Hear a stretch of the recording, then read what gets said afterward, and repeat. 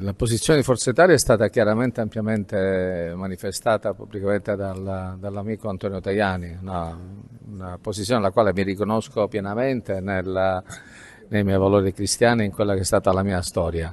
È un tema trasversale naturalmente che tocca la maggioranza, però noi ci siamo per fare in modo che chi nasce in Italia e possibilmente con lo ius soli temperato, e cioè sia figlio di una persona che almeno vive in Italia da 1 o 2 anni, un straniero possa diventarlo, o coloro i quali seguono un ciclo di studi di un certo livello, attraverso il quale conoscere i nostri valori, la nostra Costituzione, riconoscersi nella nostra identità, abbia il diritto di essere riconosciuto nella sua ampiezza di autonomia cittadina, di cittadinanza. È il dovere da parte dello Stato di riconoscere questi diritti.